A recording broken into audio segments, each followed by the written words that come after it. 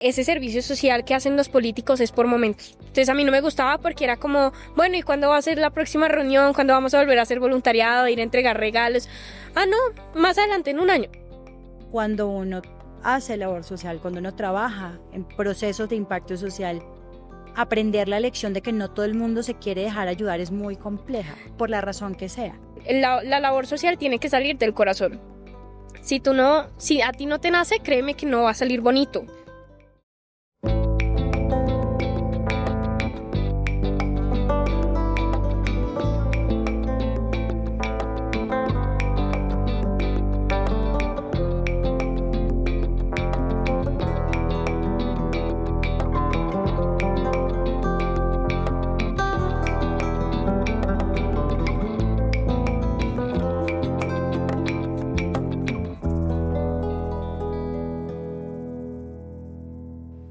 La labor social en Colombia tiende a ser algo obligado para muchos jóvenes o algo que muchas personas ven como ese voluntariado de quiero sumar un poquito, pero no sé qué hacer, hago cualquier cosa. Pero cuando uno empieza desde muy pequeño, porque entiende la importancia de estar ahí para los demás, el ejercicio es totalmente diferente. Bienvenida, Mariana Pulido, a Un País Libre para Mis Hijos. Gracias, Denise, por esta invitación. Muy feliz de estar acá para compartir todo lo que tengo por decir. ¿Cuántos años tienes tú? Tengo 19 añitos. 19 añitos.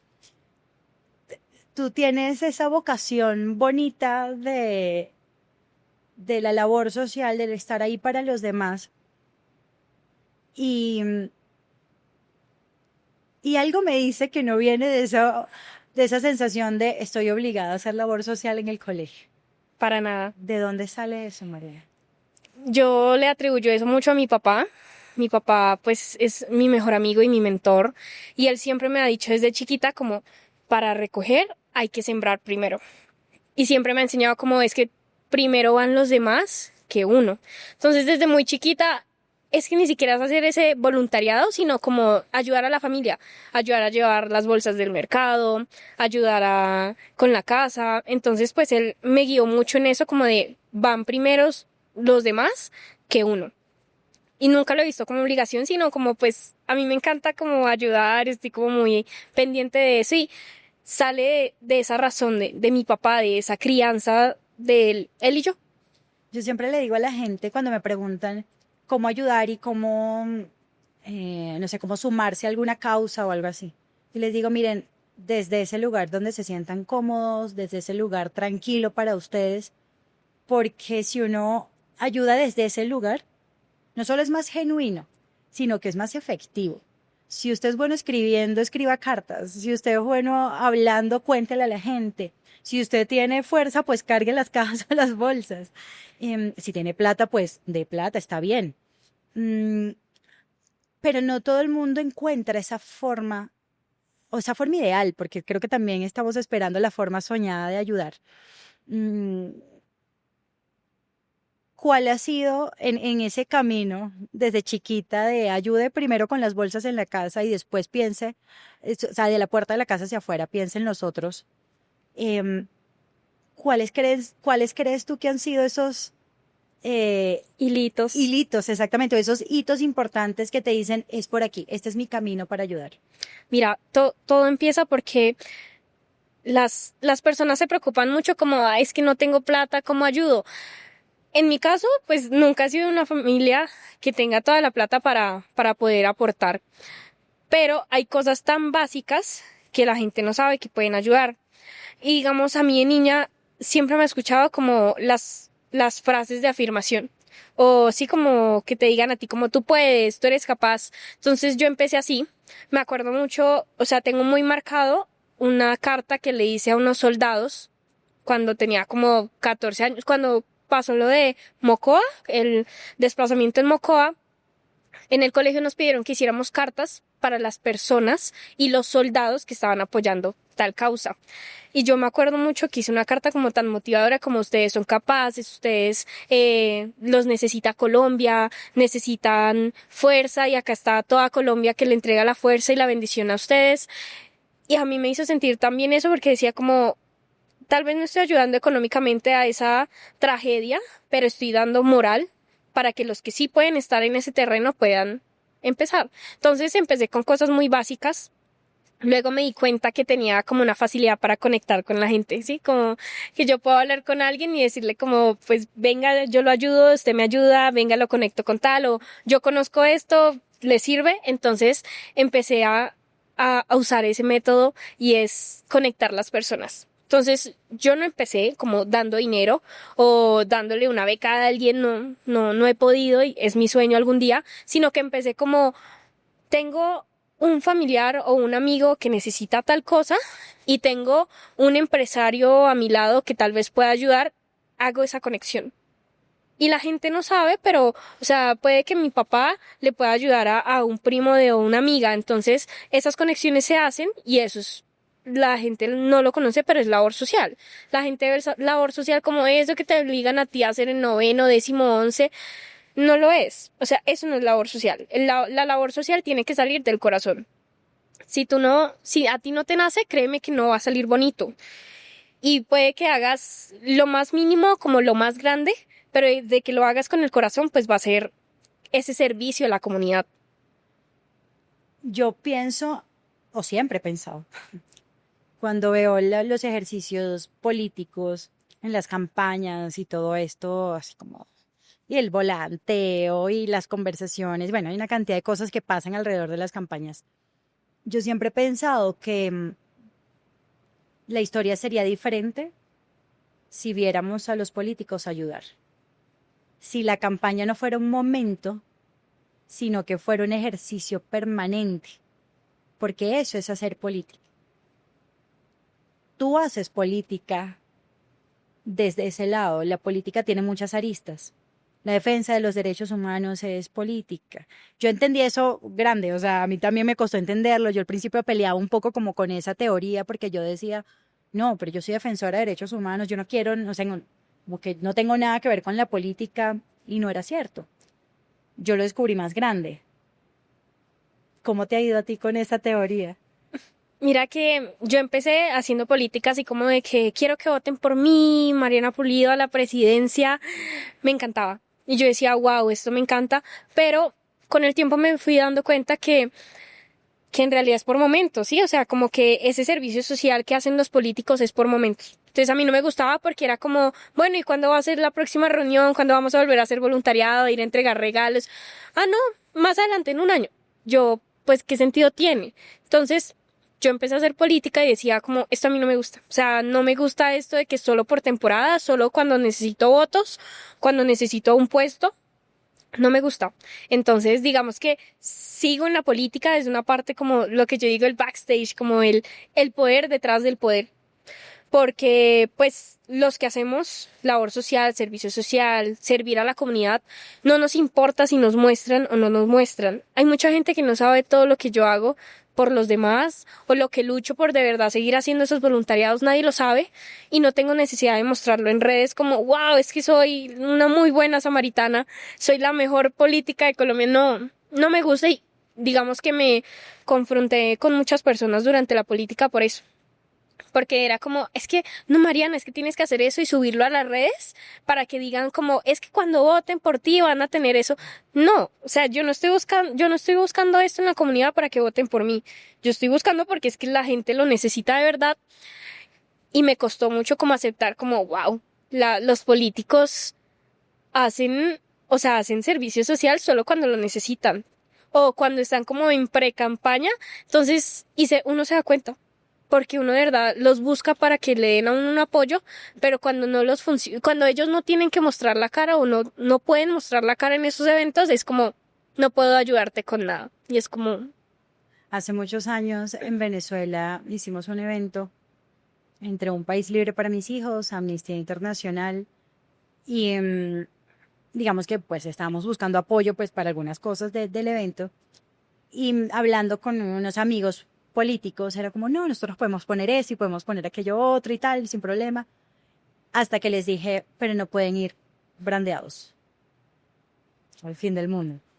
¿Cómo así que no podemos ir brandeados? No, pero es que tú sabes, dije, es que esto no es un ejercicio de campaña, eso es un ejercicio para la comunidad. Entonces, y para todos al final. Entonces, no pueden llegar como partido X o partido Y o lo que sea, sino que, o sea, obviamente, pueden venir todos los que quieran, pero sin la marca del partido. Y no fueron. Y yo creo que la política está cambiando drásticamente. Siento que hay algunos ejercicios sociales más relacionados con la política, más genuinos, que me parece muy importante, pero todavía nos falta mucho, porque creemos que si no llegamos con el logo gigante del partido político, entonces la gente no nos va a reconocer.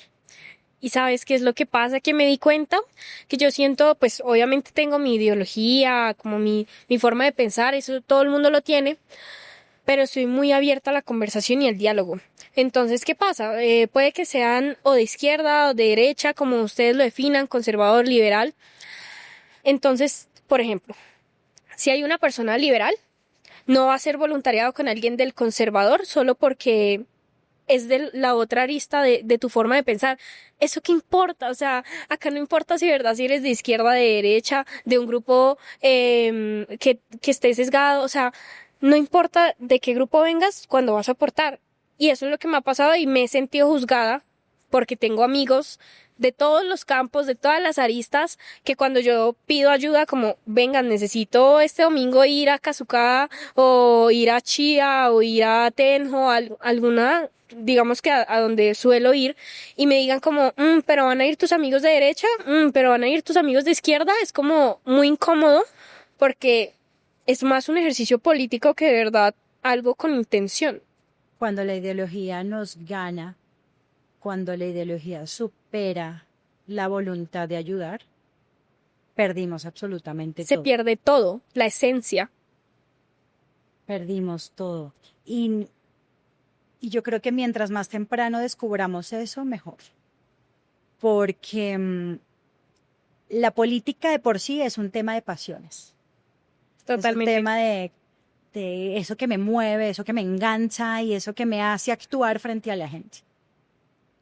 Cuando eres joven y estás metido en un partido político, esa pasión está mucho más exacerbada. Es como, ni siquiera la pueden controlar muchas veces. Y por un lado es lindo, porque habla justamente de eso honesto en mí, entonces de alguna forma estoy siendo coherente conmigo, pero mientras más joven, más vulnerable eres a las debilidades de la política. Y no estoy hablando de corrupción. Creo que mientras más joven, menos corrupto eres, y eso es una gran ventaja. Pero sí hay algunos discursos y algunas conversaciones dentro de los partidos que terminan en eso que estábamos mencionando ahorita. En si estás con alguien de derecha no quiero estar, si estás con alguien de izquierda no me sumo, si estás con alguien de... Pero no se trataba de querer ayudar, no se suponía que todos queríamos ayudar.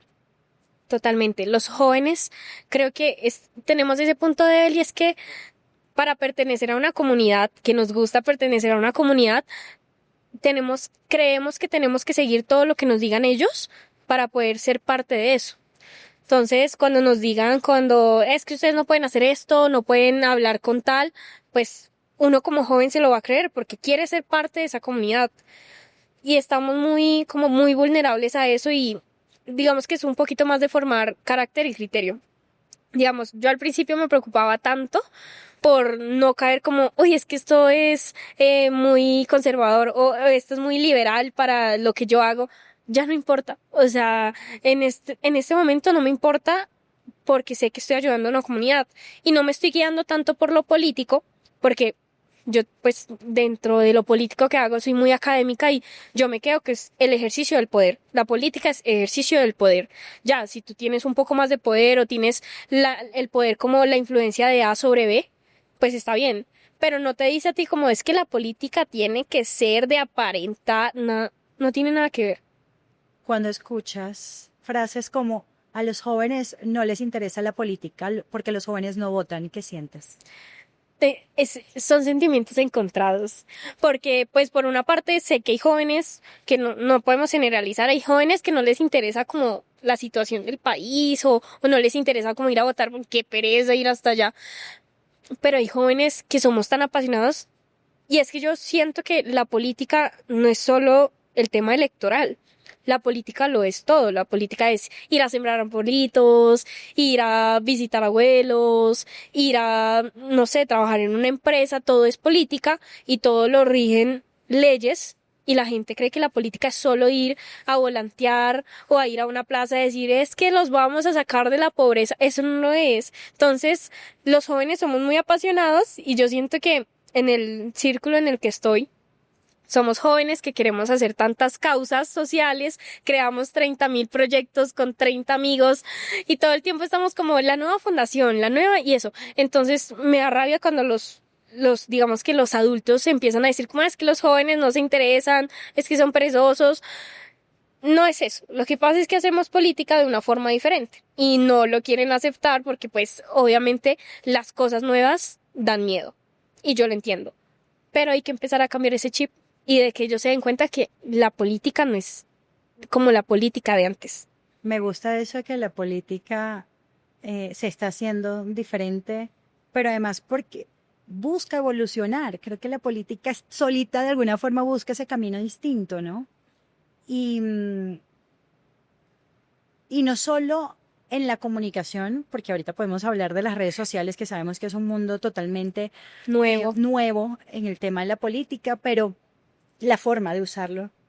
Pero en ese ejercicio tradicional de política, que es ese ejercicio que tiene agotado también a muchísima gente, ese ejercicio que le dice a uno como, o sea, que le dice a uno es como, "Ah, yo no voy a ir el domingo a votar, qué fastidio", y le dice a otros, si va a votar, hágalo de esta forma.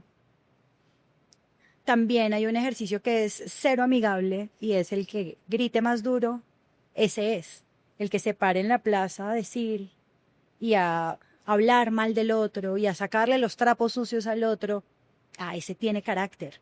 Es que yo creo que la gente piensa que la política es para el que es más popular. Para nada. O sea, yo he visto gente que en el colegio callada. Nunca se lanzaba como al tema de ser representante estudiantil o algo así, pero ahora es una máquina, o sea, es muy capaz, todo lo que hace, lo hace bien, tiene muchos proyectos y lo que les digo, o sea, es el poder detrás del poder es lo que vale. O sea, muchos políticos que hacen política los lanzan y ni siquiera saben dónde están parados, porque no saben cómo empezar.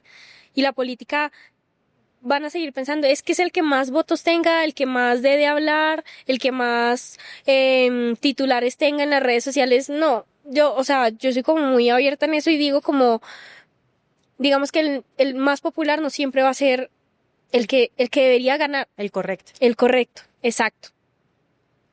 Las redes sociales son una gran herramienta para llegar a más personas. Y creo que si bien nos toca tener mucho cuidado con su uso en la política, le ha abierto las puertas a políticos que de otra forma no se hubieran podido mostrar. ¿Por qué? Porque no tienen toda la plata detrás, o sea, que tiene tal vez un candidato más cercano a la política tradicional, no tiene toda esa famosa maquinaria detrás de. Y he visto muchos jóvenes apalancarse en las redes sociales para lograr contar su historia, para lograr conectar con otras personas y hacer ese match en el que, oiga, me siento más identificado contigo, tu voto es para, o sea, mi voto es para ti. Pero también vemos otra parte no tan linda de esa historia. Y sí me gustaría profundizar más en la parte linda, pero para ir descartando la parte no tan linda y no darle tanto peso a eso.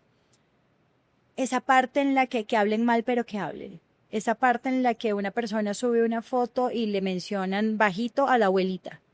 O esa parte en la que buscan lo que sea, aunque se lo tengan que inventar, para destruir al otro y lapidarlo digitalmente. Como joven, como parte de esa generación en la que es sumamente natural hablar en el mundo digital. ¿Cómo te sientes y qué piensas de eso? Te lo voy a contar con una historia que fue como cuando yo me di cuenta que estaba empezando como en la política y es que nunca había marchado. Yo salí a marchar, si no estoy mal, fue el 21 de abril del año pasado. Salí con una amiga y su mamá. Y íbamos muy bien, o sea, estábamos representando el movimiento de ese momento. Estaba muy contenta de ver cómo la gente, pues, iba con los ideales que uno persigue y con las cosas que yo nunca voy a poner en juicio. Y me entrevistaron, me hicieron preguntas muy básicas, o sea, muy normales, hasta que en un momento me preguntaron algo sobre el expresidente Iván Duque. Y yo sé que hay mucha discordia con el tema de ese presidente, pero pues yo lo defendí en ese momento por la pregunta que me hicieron, yo lo defendí, no tenía problema en defenderlo, y se me lanzan como a tirar pullas, como a quitarme del juego y no entendía por qué, y, y voy a aceptarlo, reaccionamos mal en ese momento porque pues era una marcha totalmente pacífica y llegan como a criticarlo a uno sin sentido y como sin argumentos, mejor dicho, porque yo cuando debato hablo con argumentos y demás. Entonces, no subieron obviamente esa parte de la entrevista, la parte bonita, donde me defendí, donde hablé, donde subieron la parte donde los atacamos, donde les movemos la cámara, donde no me graben, qué les pasa, como palabrotas allí, palabrotas allá. Eso se viralizó, pero así. Y yo le tenía mucho miedo a las redes sociales, por eso, como que, Dios mío, voy a aparecer en una página, algo así. Y un amigo, ni siquiera un amigo, un muchacho de la universidad publicó el video para que todo el mundo lo viera de mi universidad. Y me sentí tan mal porque todo el mundo como, o sea, ¿qué carajos pasa con ella? ¿Por qué dice eso? ¿Por qué actúa así? Yo, pues no me iba a poner a desgastar los 5.000 comentarios que tenía. No fue así, miren lo que pasó antes, no me voy a poner a desgastar. Pero me dijeron algo que tú me dijiste y es que hablen, así hablen mal de ti, que hablen. Y yo decía, no, ¿por qué? O sea, ¿por qué tengo que dejar que hablen mal de mí cuando no es la realidad? A mí no me gustaría que hablen mal de mí solo por hablar. Para que conozcan a Mariana Pulido, que hablen mal, no. No, que hablen bonito, que hablen como, bueno, una muchacha que hace servicio social se equivocó o dio una mala respuesta o actuó de una mal forma, normal, pero porque tenemos que normalizar que las redes sociales sirvan para atacar a la gente. Porque después de eso llegaban esas amenazas bobas como, ay, yo la vi en el video de la marcha, niña, ay, ¿dónde vivirá esta niña? Es para una tarea, o sea, es feo. Es feo que las redes sociales sirvan para eso.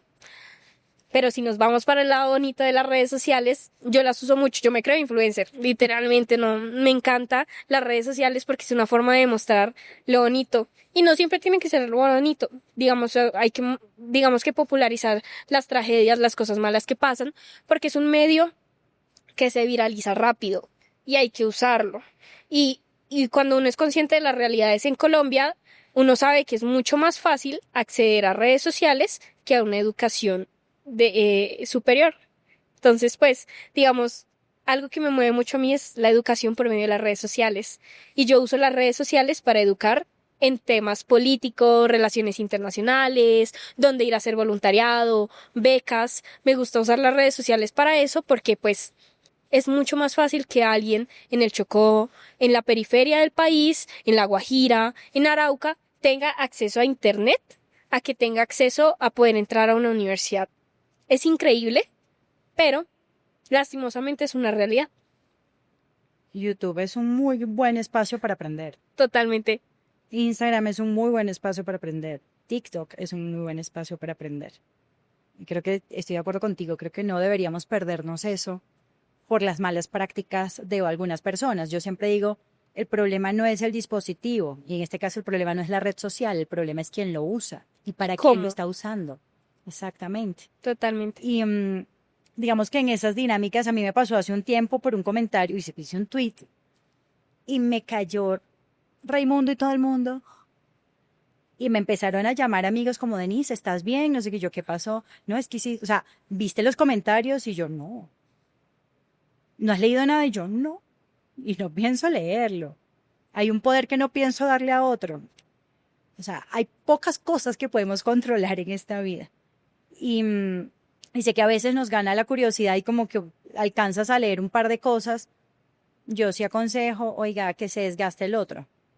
Así como cuando vemos una publicación que sabemos que es fake news o vemos algo que sabemos que no está bien y empezamos a compartirlo para demostrar que no está bien. O sea, póngalo a un lado. Mientras más visibilidad le demos a eso, precisamente más va a sonar. Entonces va a terminar capturando la atención de gente que tal vez ni siquiera se hubiera enterado de que eso lo estaban diciendo o que eso estaba pasando.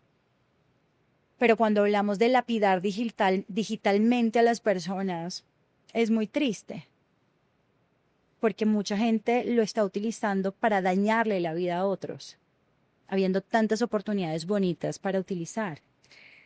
Ese es el problema, y es que las redes sociales pues son un mundo de todo. Se viraliza lo que no se tiene que viralizar. Y es estresante para los que intentamos en las redes sociales enseñar, digamos que yo ahorita lo tengo en stop porque a veces uno se desmotiva y es normal. Pero yo tengo mi página que se llama Politiqueando Ando, donde busco, o sea, enseñarle a la gente como qué es política, qué es el poder. Venga, o sea, cosas más académicas que me enseñan a mí en la universidad. Y primero en la universidad, los de la universidad me decían como, ay, pero estás repitiendo lo que ves en clase. Y yo, pues, por algo estoy estudiando, o sea, tengo que aprender eso porque, pues, lo voy a usar en mi vida. Pues, qué mejor que compartirlo. Y digamos que a veces me desmotivo porque es como, es que no tienen las vistas suficientes, lo ven 100 personas, lo ven 1000 personas, máximo 5000 personas. Cuando un video tonto de alguien cayéndose tiene 1 millón de likes, ni siquiera de vistas, de likes. Y yo digo, ¿qué estoy haciendo mal? Pero tengo que entender que son las dinámicas de las redes sociales y que no puedo luchar contra eso.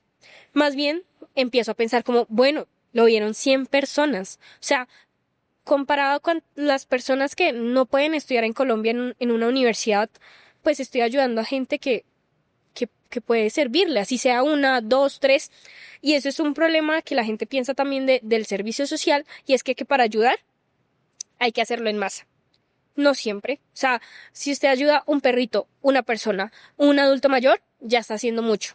Entonces yo me quedo como con esa satisfacción en las redes sociales, como bueno, lo vieron 100 personas, pero 100 personas vieron mi video, lo entendieron, le dieron like, lo comparten, y eso como que me motiva, porque las redes sociales hay que saberlas manejar, hay que saberlas como controlar y no dejarse llevar por ellas, y tampoco entonces preocuparse por eso de, ay, es que no tiene likes. No importa, lo que importa es la intención. Digamos, yo me siento bien subiendo mis videos y que nadie los vea, pero yo los subo, porque es como mi espacio, mi momento, estoy enseñando. Algún día pueda que por fin logre capitalizar todos esos sueños de llevar la educación a muchos más jóvenes, pero ahorita lo estoy haciendo poco, porque no todo el mundo lo hace a sus 12 años, a sus 15. Hay gente que lo hace a los 12. Hay gentes como el creador de KFC que lo hizo ya en su etapa más viejita. Entonces no me va a preocupar por si mi proceso es más lento que el de otros, ni me voy a comparar con mis redes sociales con las de otros. Voy a mencionar dos cosas sobre lo que acabas de decir. Y una es, uno se da mucho látigo, uno se da mucho palo. Demasiado. Es que estoy haciendo mal porque la gente no me ve. Tranquila, no eres tú. Aquí el ejercicio de los que están por fuera es no eres tú, soy yo, literal.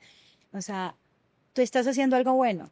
El que consume contenido no tan chévere es otro. Que no está, a ver, que no lo vamos a llevar al extremo y es, no, el contenido de entretenimiento es lo peor, mentira. Todos necesitamos entretenernos, todos necesitamos ese espacio para divertirnos, para distraernos un rato y salir de como esa nube de cosas no tan chéveres a veces con las que tenemos que lidiar día a día. Así que el contenido de entretenimiento está chévere. Que me parece a mí también doloroso que normalmente el contenido, ni siquiera de entretenimiento, sino medio tonto, termina teniendo mucho más alcance que cosas que generan realmente valor a las personas. Así que tú sigues haciendo lo que estás haciendo, no eres tú el problema, son otros. Eso por un lado. Y por otro lado, estabas hablando de justamente como de eso que se viraliza. Y yo recuerdo a mis hijos chiquitos ellos decían que querían ser youtubers. Y la conversación en la casa es chévere, tú puedes ser youtuber cuando entiendas que lo que tú compartes tiene una responsabilidad y que cuando entiendas que lo que vas a compartir tiene que generar valor para la gente, porque contenido de entretenimiento hay más que suficiente, hay de sobra y va a seguir saliendo y chévere, pero ojalá las personas conscientes, las personas que quieren aportar, tuvieran más espacios para viralizarse o más espacios para alcanzar un poco más para alcanzar a más personas. Pero también lo decías ahorita, si le cambias la vida a una persona, date por servida. Eso es mucho más de lo que está haciendo mucha gente. Entonces, ¿te vieron 100? ¿Te vieron 5.000? ¿Te vieron 20 esta vez? Le cambiaste la vida a 20 personas. Piensa en eso cuando te empieces a dar. Tanto látigo. Y tienes toda la razón. Y yo pensaba que es que la gente es muy egoísta, mucho en el tema educativo. O sea, para mí la educación es lo más importante. O sea, la educación en valores, en formación profesional, todo es educación. O sea, todos ustedes aprenden porque, o sea, es el aprendizaje. O sea, todo el mundo, por medio del aprendizaje, es que comienza a vivir. Entonces, para mí la educación es muy importante. Y qué rabia que en un país tan bonito haya mucha gente que no pueda llegar a las universidades. Y ese es un proyecto futuro que tengo y es que algún día pueda, lo que te digo, hacer esas redes como de jóvenes que quieran entrar a la universidad y esos empresarios que puedan ayudar a pagarles esa universidad y hacerlos como, venga, le presento tal, fulanito de tal, y que se crean esas conexiones para darle más educación. Ese es como mi sueño. Y ahorita empiezo con esas cosas tan básicas como, bueno, yo estoy estudiando una carrera, puede que en algún rincón de Colombia alguien más quiera aprender eso mismo que estoy aprendiendo, pero no puede. Entonces, ¿qué hago? Uso mis redes sociales para que pueda irse como empapando de la situación y digamos que para mí la educación empírica es muy importante. Grandes Genios habla de eso y es que la educación autónoma es importante y creo que es muy eficiente. Digamos, eso se lo aprendí a mi papá. Yo vengo de una familia, soy prácticamente por mi papá, mi abuelo, soy la primera que va a la universidad. Eh, También mi hermano tampoco. Entonces, pues digamos que para mi papá era como un sueño. Sueño que yo estuviera en la universidad, como bueno, mi hija va a ir a la universidad, pero yo no me quedaba como en el hecho de, ay, es que la universidad es lo más importante porque, digamos, para mí mi papá es un ejemplo a seguir y él nunca fue a la universidad. ¿Por qué? Porque tuvo una educación empírica, porque él aprendió por otros motivos, de otras formas. Entonces, la gente se preocupa mucho como en las formas de aprendizaje, como en la vía de aprendizaje, en vez de verdad aprender. Hace muchos años, y gracias por mencionar grandes genios, pero hace muchos años empecé a hacer homeschooling con mis hijos. Y nos invitaron una vez a una reunión en una biblioteca para pues conversar de qué podíamos hacer, como actividades, cosas. Y resulta que llegamos a la biblioteca y en una de las salas había dos niños, un niño y una niña. Y nos dice la persona que nos está haciendo el recorrido de la biblioteca como a ellos los dejan todos los días, o sea, la mamá los deja todos los días en la puerta y se va. Creemos que se va a trabajar porque los trae todos los días a la misma hora y los viene a buscar todos los días a la misma hora al final de la tarde. Al principio sentí angustia porque yo decía, claro, los dejó los niños solos acá, tal, o sea, la señora los dejaba con la comidita y después dije, es un genio, porque en vez de dejarlos solos en la casa, en vez de dejarlos en cualquier otro lugar, pues posiblemente la señora no tenía para pagar un colegio. Y nuestra sociedad castiga al que no tiene la oportunidad de ir al colegio. Y resulta que el equipo de la biblioteca, o sea, se turnaban para estar con los niños y los niños estaban como en las diferentes estaciones. Y yo decía, qué maravilla, si esta señora está escuchando este episodio el día de hoy, quiero decirle mi respeto, mi admiración. No sé qué estabas pasando en ese momento, qué duro como madre. Entiendo que pudo haber sido una situación muy difícil, que tomar esa decisión no fue fácil, pero hiciste lo correcto para que tus hijos estuvieran bien, se estuvieran formando. vuelvo a nuestra sociedad, castiga a la gente que no se educa. Y en vez de buscar alternativas y buscar opciones, hacer labor social es pensar en eso, es pensar cómo acerco al otro a la oportunidad. Y tú lo estás haciendo. Y uno ve mucho eso y, por ejemplo, me muevo en muchos círculos sociales y uno ve de todo y a veces veo gente que juzga a alguien por no estar en una universidad. Y yo, o sea, dentro pienso como, ¿tú qué sabes? Si se puede parar una universidad, si puede entrar a la universidad, si tiene cómo, o sea, uno no sabe qué hay detrás. Y hay gente a la que juzgan por estudiar en muy buenas universidades, como, nada, es que este muchacho tiene la vida resuelta. No es así, o sea, la gente se preocupa por muchas cosas y no es lo importante. Digamos, qué bonito ver como una mamá de verdad, pues fue más allá como la biblioteca sirve. Que es como un colegio. Nadie les está diciendo, venga, aprenda, pero los llama. O sea, los llama porque en una inmensidad de libros, pues, ¿qué más hace uno? Pues bueno, veamos a ver qué tal. Admiro mucho ese tipo de historias y digamos que lo que yo siempre voy a buscar es que la gente replique esos modelos como de educar, educar, educar y, y no solo de la educación de colegio, de universidad, de posgrado, sino educar a los jóvenes, pues a los niños que están en esa etapa, de educarlos de una manera como de valores, de ayudar al otro, o lo que hicieron conmigo, como usted tiene que ayudar y va primero los demás que usted, porque así se empieza a crear como una comunidad donde todos aprenden y comparten lo mismo. Hay unos pilares dentro de un país libre para mis hijos. Libertad de expresión, acceso a la información, educación, democracia, derechos humanos. Para mí, no solo no compite con la otra, sino que no convive, o sea, que no tiene vida sin la otra. Conviven entre ellos. No hay una buena educación sin libertad de expresión y muchísimo menos sin acceso a la información. A veces pensamos en el acceso a la información como poder consultar documentos, como que la alcaldía sea transparente. Es fantástico, lo necesitamos, señores alcaldes, por favor, sean transparentes. Pero acceder a la información es lo que nos permite formarnos, es lo que nos permite investigar y comparar cosas y crear nuestro criterio, es lo que nos permite crecer como ciudadanos, en la política. Y tú lo decías muy bien, creo que también es un ejercicio como de pensar en el otro cuando brindo las oportunidades a otros, estoy mejorando mi comunidad. Sí, sí, digamos, es que acceder a la información no es tan fácil. O sea, la gente cree que porque ahorita existe ChatGPT es muy fácil acceder a información. ¿Y qué pasa? No puede acceder, o sea, una cosa es acceder a información y otra cosa es acceder a la información real. Lo que yo he escuchado ahorita como, pues es muy fácil escuchar cosas, pero ¿qué tan verdad es eso? Entonces, por ejemplo, digamos, a mí me gusta la política, pero a mí me gusta esa política académica, que es como de la política es tal cosa, funciona así, porque es así, no como esa política que se crea entre las calles y los barrios, porque pues están dando como un significado que no es.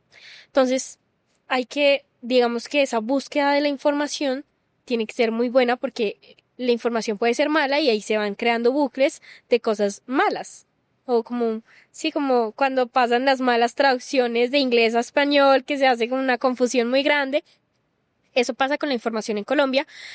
Y digamos, en el servicio social donde yo estoy casi todo el tiempo, tenemos un pilar que es quitar esas brechas de acceso a la educación. Porque hay brechas. O sea, la gente cree que no, pero hay brechas. Entonces, si tú eres de una comunidad indígena, si eres negro, si eres de la comunidad LGBTIQ, no tienes acceso a las mismas oportunidades como otro tipo de personas, como ese otro tipo de personas no tienen, digamos que acceso a estas otras oportunidades y se quedan ahí como en esa brecha de la información, de la educación. Entonces, digamos, lo que repito, o sea, si tú puedes compartir lo que tú tienes con otra persona, va a ser un campo de educación y de información mucho más grande. Porque es que no es, o sea, suena mal, suena muy mal, pero no es la misma información que le llega, por ejemplo, en una religión. A un católico no le llega la misma información que le llega a un cristiano, a un evangélico. Son ejemplos bobos, pero son tan importantes en la educación y en la información que la gente no se da cuenta. Pero ahí me pones a pensar en algo, bueno, en muchas cosas, pero a ver, voy a aterrizar en dos. Una es, ¿no sientes que en eso que se volvió de alguna forma la necesidad de cerrar brechas, esas que se suponían que eran oportunidades para para un solo bando, eh, nos las llevamos todas para otro lado? Es decir, ahora solo las becas son para las mujeres, ahora solo las becas son para los afro, hoy solo las becas son para la comunidad. No sé, como, o sea, digamos, eso creo que es algo importante, o sea, lo pongo sobre la mesa. Pasa. Y, em, no, empecemos por eso. Vamos a... Sí, no, tienes toda la razón y eso es algo que yo no comparto mucho, pero el tema de clasificar a las personas, pues tedioso, ¿no? Como clasificarlo porque es de tal comunidad, clasificarlo porque tiene tal religión, pues digamos que eso hace que las oportunidades, pues se crean esas mismas brechas, mejor dicho. Como solo vamos a dar 5 becas para las mujeres, cabezas de hogar. Muy bonita la iniciativa, demasiado hermosa, pero se están creando otras brechas. A mí me preocupa mucho la representatividad, porque al final nunca estamos totalmente representados. Entonces tenemos como un imaginario de lo que es la representatividad, que sí es imposible de cumplirla. Yo digo, a mí me han invitado a paneles de mujeres, pues, como panelista y a tener ciertas conversaciones y tal. Y también he estado del lado del público. Y yo digo, yo soy una mujer además físicamente muy particular. Entonces, soy morenita, pero no tanto, pero soy pelirroja, pero soy crespa, pero no soy negra, pero es muy difícil encajar. ¿Por qué? Pues porque soy una persona única como todas las demás. A veces jugamos como a ese ejercicio de jugar a la representatividad no siempre es tan amigable. Agrupar, Exacto. como clasificarlos, ponerlos en Como si bolsitas fuéramos diferentes, tomates. totalmente, y estoy tan desacuerdo porque, digamos, yo no tengo todas las oportunidades del mundo, pero sí tengo oportunidades y, digamos, cuando llega una beca o algo, no puedo aplicar porque, no sé, no tengo un nivel de inglés tan alto como otras personas que sí, a mi edad sí tienen un nivel de inglés un C1. No tengo. Entonces, ahí ya se perdió esa beca. O entonces voy a aplicar a otra, pero no soy lo suficientemente, digamos que de escasos recursos para poder aplicar. Entonces es como, bueno, ¿y dónde puedo entrar aquí a aplicar esta beca o a este curso? Porque encasillan a las personas. Esas son luchas muy de jóvenes, además. Total. ¿Cómo manejas eso en tus dinámicas políticas? Porque te toca tener esas conversaciones. Sí, mi mejor amigo me dijo una vez, es que tú eres como muy, muy sincera. Y yo, pues no sé si tomármelo bien o tomármelo ¿Me mal, ofendo? porque si es verdad, yo soy muy sincera, digamos como que no, la gente a veces dice como, ay, es que no tienes algo claro. Yo sí tengo muchas cosas claras y es que no me detengo en peleas estúpidas. No me detengo a clasificar a la gente, no me importa. Como lo que pase, como quién eres, como piensas, no, porque es que todos somos personas, todos necesitamos educación, todos necesitamos una comida, todos necesitamos un transporte, no te clasifico. Entonces, lo que busco es, si te sirve lo que estoy haciendo, tómalo. No importa.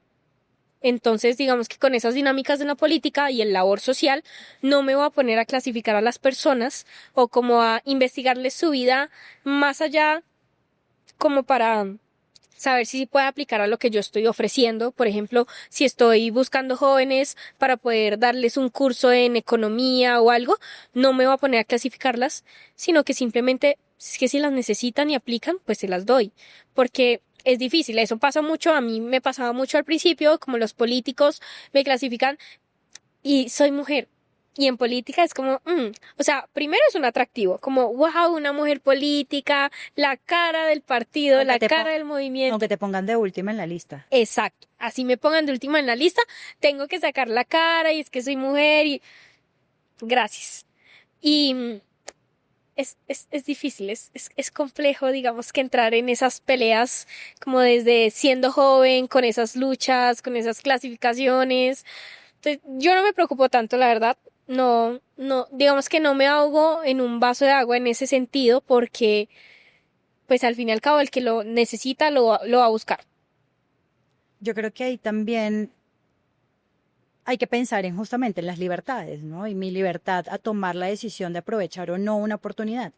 Cuando uno hace labor social, cuando uno trabaja en procesos de impacto social, aprender la lección de que no todo el mundo se quiere dejar ayudar es muy compleja, por la razón que sea. Totalmente. Pero el otro también tiene la libertad de decir, yo no quiero que me ayudes.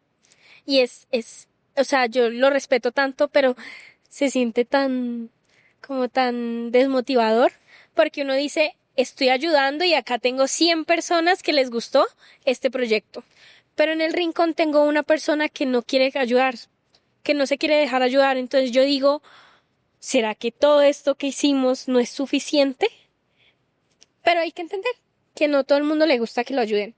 Y la gente que hace labor social es un proceso, porque para hacer labor social primero tienen que capacitarse. O sea, uno no puede llegar a territorio a hablar con ese tipo de personas que estamos ayudando con un lenguaje equivocado. Hay que como que hablar con un tacto, como con delicadeza, hay que aprender. Entonces, primero es capacitarse.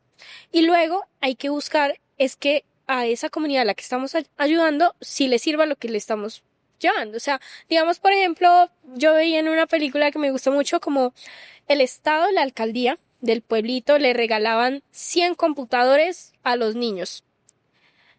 ¿Dónde conectaban los computadores si no tenían conexión? Entonces, pues qué irónico, ¿no? O sea, como para qué hacer labor social si sabes que no estás ayudando, sino... O sea, ¿qué sentido? O sea, en el titular del periódico sale muy bonito decir como se donaron 100 computadores a jóvenes en La Guajira, en el Chocó, en comunidades alejadas del centro del país, pero cuando van a ver el ejercicio no tienen dónde conectar los computadores y ahí queda. Claro, nos debatimos también entre, o en general, el ayudar se debate entre el que no se quiere, el que no quiere que lo ayuden y la ayuda mal dada. Exacto. O sea, la ayuda que doy porque yo creo que me parece chévere. En algún momento tuve una conversación con un amigo, Mauricio Jaramillo, que espero tenerlo en el podcast pronto. Salimos de un evento gigante de tecnología y de verdad. O sea, nosotros que trabajamos con esas cosas salimos deslumbrados. Y él me decía, ¿cómo hacer para llevar todo este tema tecnológico a ciertas comunidades y tal? O sea, fue una conversación de reflexión. Y yo le decía, mira, Daniel y Sebastián, mis hijos, que son los más tecnológicos del mundo, también tienen que aprender del otro lado. O sea, ellos pueden llegar a la comunidad y ayudar a otros chicos a aprender sobre tecnología y cómo usar, o sea, ese uso responsable y adecuado de la tecnología y está bien. Pero del otro lado, también hay cosas que aprender. O sea, tú salcas a mis hijos no sé, a la finca y no saben sembrar un tomate. Entonces, qué bonito también sería no solo llevar la tecnología a ciertos sitios, no solo llevar lo que nosotros creemos que debemos llevar en temas de educación, sino también aprender del que está ahí. Es totalmente cierto. A mí me encantan estos podcasts. Yo amo hablar. O sea, de verdad amo hablar. Y uno puede hablar de tantos temas que uno ya se enreda, a veces en un momento. Pero empieza a pensar en otras cosas que no ha pensado. Y eso que tú hablabas es muy cierto. Cuando uno va a territorio, o sea, uno vive en una era digital, uno vive con unas comodidades, con otro tipo de oportunidades, son diferentes realidades. Entonces, por ejemplo, uno que tiene celular. Pero entonces, cuando uno va a territorio, entonces le enseñan a cómo no comunicarse, o sea, sin celular o otro tipo de cosas. O digamos, en un momento me tocó con un grupo de niños que uno de ellos era sordomudo. Entonces, claro, es muy difícil porque yo siempre me he comunicado con mi voz. Siempre. O sea, no hay de otra. Para mí hablar es primordial. Y ese día me sentí retada. Yo dije, pucha, o sea, ¿qué hago acá? Y los niños mismos me explicaban cómo hablarle, bueno, explicarle, hacerle entender a él, porque yo hablaba como con mímica y él aún así me entendía como los labios. O le escribía y me explicaba. O sea, entonces era tan lindo porque uno aprende y uno como que recapacita. Porque uno viene de esta comodidad, como de voy a ir a ayudar y demás, y cuando llega allá sale de allá con otro chip. Como, uy, qué chévere sería hacerse un curso de lenguaje de señas. Yo siempre he querido hacer Sí, curso de total. lenguaje. Entonces uno sale allá como con ganas de hacer otras cosas que uno no siempre piensa todos los días. Si te sentaras a escuchar este episodio y a escucharte en este episodio, la Mariana que se está escuchando, ¿qué crees que pensaría de la que está hablando? Lo que yo te decía ahorita, yo siento que me doy mucho látigo. Yo creo que me daría mucho miedo escucharlo. Entonces no sé en qué momento lo vaya a escuchar y voy a decir como me enredé, no hablé, tal vez no me hice entender, no me van a castigar algo. Siempre voy a pensar eso. Pero también voy a decir como con una amiga, con Susana Pérez, siempre decimos lo mismo y es que siempre somos las más chiquitas en las conversaciones de los grandes. Entonces, cuando vea este podcast, voy a decir como tengo 19 años, no, no he hecho todo lo que quería hacer, pero he hecho muchas cosas para mi edad y lo que te digo de las frases de las afirmaciones propias me va a decir como está chévere, como esa es Mariana, eso es lo que debes estar, donde debes estar, lo que debes hacer y me va a sentir orgullosa de mí misma y como va a ser como raro verme ahí hablando, pero voy a decir como lo hice. Lo hice porque a mí me da como pánico decir algo que a la gente no le guste o que me critiquen. Entonces voy a decir como, es, ya lo dije, o sea, es mi forma de pensar y este espacio es precisamente para que yo lo hable. Entonces, pues, voy a sentir raro, pero voy a sentirme feliz de que lo expresé y de que lo estoy logrando como tan pequeña, por decirlo así. Y desde la Mariana política, todas esas afirmaciones y todas esas reflexiones que has hecho en este momento, ¿qué te gustaría que la Mariana política aprendiera de la Mariana que hace, que se Podcaster. mete? Exacto. De la Mariana política, primero que tiene que coger más berraquera, o sea, tiene que ponerse las pilas a ser más constante. La política es de disciplina y constancia y uno tiene que aceptar sus errores, sus falencias y eso es algo que me falta y es ser más constante y buscar como innovar en la política, como de lo que hablábamos de no hacer esa política de siempre, ambigua, aburrida, de viejitos, sino buscar esa No vamos a política, definir viejitos en esta conversación, por favor. como esa política innovadora de joven, de lucha social, de voluntariado, como algo diferente. Entonces, pues, digamos que le digo a la Mariana política que coja berraquera, que coja confianza en lo que hace, porque yo creo que soy una persona que a veces no se tiene confianza y después de que lo hace, que le dicen como, chévere, lo hiciste, ahí sí me las creo. Entonces, en vez de buscar en la política como esa confirmación de que lo hiciste bien, tienes que empezar como a ti misma convencerte de que sí lo estás haciendo bien sin necesidad de que nadie te lo diga. O sea, creo que es algo para todos y es que no necesitan que alguien llegue y les diga, lo hiciste bien, si estuvo bien o lo estuvo mal. No necesitan que nadie les llegue a decir algo, sino que tienes que creértelo tú misma. Entonces, digamos que esa reflexión se la dejo a la Mariana política y a todos los que escuchan este podcast. El famoso te lo tienes que creer. Exacto, literalmente. O sea, siéntete en el personaje. Si pudieras cambiar algo de la política tradicional, de la política de Colombia, no nos vamos a ir, si quieres, no crucemos la frontera si quieres, pero si la quieres cruzar, fantástico. Pero si pudieras cambiar algo puntual de esas dinámicas politiqueras de siempre, ¿qué cambiarías?